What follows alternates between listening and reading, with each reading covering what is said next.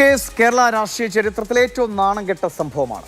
രാഷ്ട്രീയ നേട്ടത്തിനായി കേസ് ഉപയോഗിക്കപ്പെട്ടപ്പോൾ ഉയർന്നു വന്ന ആരോപണങ്ങൾ പല നേതാക്കളെയും വല്ലാതെ തകർത്ത് കളയുന്നതായിരുന്നു.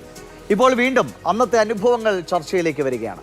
സോളാർ കേസിൽ ഉമ്മൻചാണ്ടിയെ വേട്ടയാടിയത് ഗണേഷ് കുമാറാണ് എന്ന് കഴിഞ്ഞ ദിവസം ചാണ്ടി ഉമ്മൻ ആരോപിച്ചിരുന്നു. ഉമ്മൻചാണ്ടി മകനെ പോലെ തന്നെ കരുതിയ ഗണേഷ് കുമാർ ഉമ്മൻചാണ്ടിയെ കുടുക്കാൻ ശ്രമിച്ചത് കേരളത്തിലെ ജനങ്ങൾ മറക്കില്ല എന്നുമാണ് ചാണ്ടി ഉമ്മൻ 2 ദിവസം മുമ്പുള്ള ഒരു പരിപാടിയിൽ പറഞ്ഞത്. ഇങ്ങനൊരു കാര്യം ശ്രീ ഗണേശന്റെ ഭാഗത്തു നിന്നുണ്ടാവുമെന്ന് ഞങ്ങളാരും സ്വപ്നം വിചാരിച്ചില്ല. കാരണം എന്റെ പിതാവ് ഇപ്പൊ സൂചിപ്പിച്ചു, എന്നെക്കാട്ടി സ്നേഹിച്ചു ഞാൻ സമ്മതിച്ചു തരത്തില്ല. പക്ഷെ അത്രത്തോളം എങ്കിലും സ്നേഹിച്ചു കാണും. നിങ്ങളുടെ ക്യാപ്സ്യൂളുകൾ എത്ര ഇറക്കിയാലും ശരി, കേരളത്തിലെ കൊച്ചുകുട്ടികൾക്ക് പോലും അറിയാം CPM ആണ് സോളാർ കേസിന്റെ പിന്നിൽ എന്നുള്ള കാര്യത്തിൽ യാതൊരു സംശയവുമില്ല.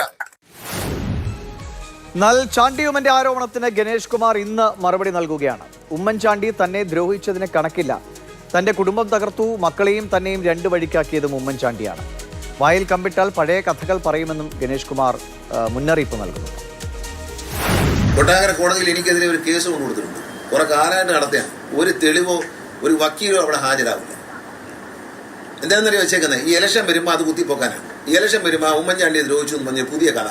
ഇത്രയും കാലം ഉമ്മൻചാണ്ടിയുടെ മകനായ ശ്രീ ചാണ്ടി ഉമ്മൻ അറിയാത്ത ഒരു സീക്രട്ട് ഈ ഇലക്ഷന്റെ തലേന്ന് ആരെ പറ്റിക്കാനാണ് ഇറങ്ങിയിരിക്കുന്നത്. നമുക്ക് കുറച്ചുകൂടെയൊക്കെ ഒരു രാഷ്ട്രീയവും ശരിയാണ്, ചില മകതിരവും ലജ്ജയൊക്കെ വേണം. അങ്ങനെ ചെയ്ത് ഇത്രയും കാലം ഇല്ലാത്ത ഒരു ഒരു ഒരു ഒരു ഒരു കണ്ടുപിടുത്തം അദ്ദേഹം ഈ ഇലക്ഷൻ പ്രമാണിച്ച് അസംബ്ലി ഇലക്ഷൻ അടുക്കുമ്പോൾ ഇതൊരു ചെറിയ അസുഖമാണ്. ഈ അസുഖത്തിന് മറുപടി ഇത്രയേ ഉള്ളൂ. ചാണ്ടി ഉമ്മൻ വലിയ വിശ്വാസിയാണ്. എല്ലാ പള്ളികളിലും പുതുപ്പള്ളി പള്ളിയിലൊക്കെ എപ്പോഴും അങ്ങ് ഇരിക്കുന്ന ആളാണ്. എങ്കിൽ ബൈബിൾ എടുത്ത് വായിക്കുക. കള്ളസാക്ഷി പറയുന്നതും നീതിമാനായ ദൈവത്തിന്റെ വിശ്വാസിക്കുന്നവൻ നീതികേട് കാണിച്ചാൽ അവനെ ദൈവം ശിക്ഷിക്കുമെന്നാണ്. അത് രണ്ടും എടുത്തു വെച്ച് വായിച്ച് രാഷ്ട്രീയം വല്ലതുണ്ടേ പറ കുഞ്ഞ്. ചാണ്ടി ഉമ്മ രാഷ്ട്രീയം വല്ലതുണ്ടേ പറ, നമുക്ക് അതിന് മറുപടി പറയാം.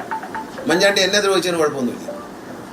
എൻ്റെ കുടുംബം തകർത്ത് എൻ്റെ സർവ്വതും പിടിച്ചു വാങ്ങിച്ച് എൻ്റെ മക്കളെയും എന്നെയും വേർപെടുത്തി വിടാൻ മധ്യസ്ഥ വഹിച്ച ഉമ്മൻചാണ്ടി ആ മര്യാദകേടിന് മറുപടി പറയണ്ടേ? പറയണ്ടെന്ന് വിചാരിച്ച വായിൽ വിരലിട്ടാൽ കടിക്കാത്ത ആരുമില്ല.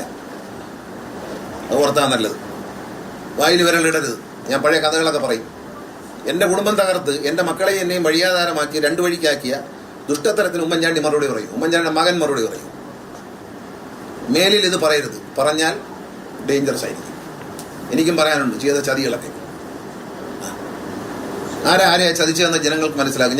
ഞാൻ ഇത്ര നാളും ഉണ്ടായിരുന്ന ആളാണ്. എന്നെ കൊണ്ട് പറയിക്കരുത്. അത് മാത്രമേ എനിക്ക് ചാണ്ടി ഉമ്മനോട് പറയാനുള്ളൂ.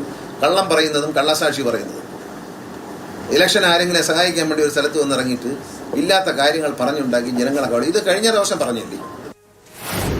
ഒരു കുടുംബം തകർക്കാൻ ഒരു അച്ഛനെയും മക്കളെയും 2 വഴിക്കാക്കാനൊക്കെ ഉമ്മൻചാണ്ടി ശ്രമിച്ചു എന്നതാണ് ഗണേഷ് കുമാർ ആരോപിക്കുന്ന കാര്യം. സത്യം ആർക്കെങ്കിലും അറിയാമായിരിക്കും. ജനങ്ങൾക്കറിയാവുന്ന സത്യങ്ങളാണ് പറഞ്ഞതെന്നാണ് പക്ഷേ ഇപ്പോൾ കേട്ട ഗണേഷ് കുമാറിന്റെ പ്രതികരണത്തോട് ചാണ്ടി ഉമ്മന്റെ മറുപടി. ആ കുടുംബത്തിൽ നമ്മൾ പ്രതീക്ഷിക്കാത്തൊരു കാര്യം നടന്നതല്ലേ ഞാൻ പറഞ്ഞിട്ടുള്ളൂ. വേറെ എന്തെങ്കിലും ഞാൻ പറഞ്ഞിട്ടുള്ളൂ? ഞാൻ വ്യക്തിപരമായി ഒരു ആക്രമണവും നടത്തിയിട്ടില്ല. ഇങ്ങനൊരു സമയത്ത് ഞങ്ങൾ കാര്യങ്ങൾ കേട്ടതും നടന്നെന്ന് വിശ്വസിച്ചത് അതല്ലേ ഞാൻ പറഞ്ഞിട്ടുള്ളൂ. എന്താണ് അതിൽ കൂടുതൽ പറഞ്ഞിട്ടുള്ളത്? അദ്ദേഹത്തിന് മനസ്സാക്ഷിയോടെ തന്നെ ചോദിക്കട്ടെ. നമുക്കിപ്പം എന്റെ പിതാവ് ഇന്നില്ല. അദ്ദേഹത്തിന് അവര് തമ്മിൽ നടന്ന കാര്യങ്ങൾ എന്താണെന്നൊക്കെ എനിക്ക് പറയാൻ സാധിക്കത്തില്ല. അപ്പോൾ കേരളത്തിലെ സാധാരണക്കാർക്ക് എല്ലാവർക്കും അറിയാം എന്താ സംഭവിച്ചെന്നുള്ളത്. ഞാൻ അതിലേക്ക് കൂടുതൽ കടക്കുന്നില്ല. അദ്ദേഹത്തിന്റെ മനസ്സാക്ഷിയോട് തന്നെ ചോദിക്കട്ടെ. അതേപ്പോ സാക്ഷിയമൊക്കെ പറയുന്നത് കേട്ടു. അദ്ദേഹത്തിന്റെ മനസ്സാക്ഷിയോട് അദ്ദേഹം ചോദിക്കട്ടെ, ഈ പറയുന്നതിൽ എന്തെങ്കിലും സത്യമുണ്ടോ ഇല്ലയോ? അദ്ദേഹം പറഞ്ഞോട്ടെ. നമ്മളാരും തടയുന്നില്ലല്ലോ. അദ്ദേഹം പറഞ്ഞോട്ടെ, ഞങ്ങളാരും തടയുന്നില്ലല്ലോ. നമ്മൾ ആദ്യം സൂചിപ്പിച്ചത് പാർട്ടി കൂടുമാറ്റങ്ങളെ കുറിച്ചാണ്. കൂട്ടത്തിൽ ഇതുമുണ്ട്. അതായത് പഴയതും ആളുകൾ മറന്നു തുടങ്ങിയതുമായ പല കാര്യങ്ങളും ഇനി സമയാസമയങ്ങളിൽ പുറത്തേക്കിടും നേതാക്കൾ. വീണ്ടും ചർച്ചയ്ക്ക് കളമൊരുക്കും. എല്ലാറ്റിനും ഒരേ ഒരു ലക്ഷ്യമായിരിക്കും: വരാൻ പോകുന്ന നിയമസഭാ തെരഞ്ഞെടുപ്പ്. മരിച്ചുപോയ നേതാക്കളെ വീണ്ടും ഇകഴ്ത്താനും കുറ്റപ്പെടുത്താനും ഒക്കെയുള്ള സാഹചര്യം ഉണ്ടാക്കാതിരിക്കാനുള്ള മിനിമം മര്യാദയെങ്കിലും ഇപ്പോഴത്തെ നേതാക്കൾ കാണിക്കട്ടെ.